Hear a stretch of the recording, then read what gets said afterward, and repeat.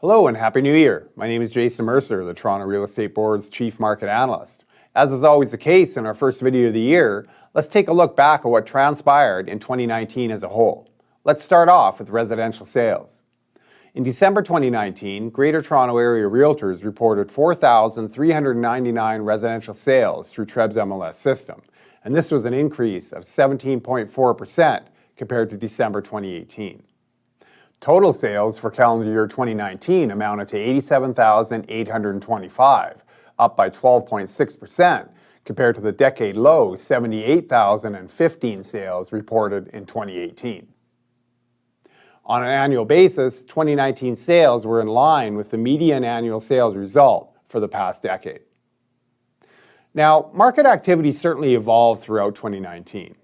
The sales recovery that we experienced relative to 2018 was more pronounced in the second half of the year and in the low-rise market segments.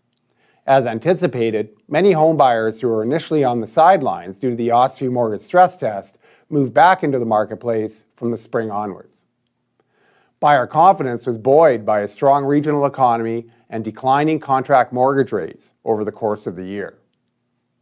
So that's a quick snapshot of demand, but it's also important to think about the supply side of the market, a topic that has been increasingly top of mind over the past few years. And while sales were up in 2019, the number of new listings entered into TREB's MLS system was down by 2.4% year over year. For the past decade, annual new listings have been largely in a holding pattern between 150 and 160,000, despite the upward trend in home prices over the same period. If the market had been working efficiently over the past 10 years, we would have seen an upward trend in listings as well as homeowners listed their homes for sale in order to take advantage of equity gains.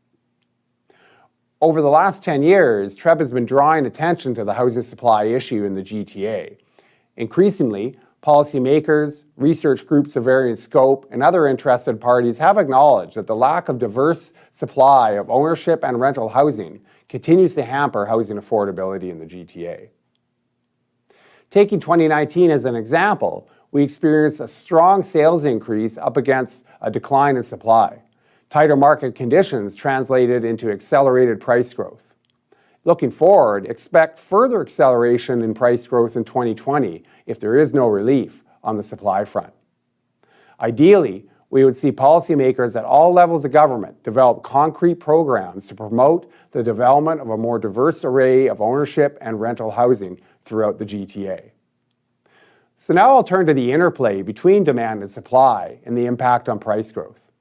The MLS Home Price Index composite benchmark was up by 7.3% on a year-over-year basis in December 2019.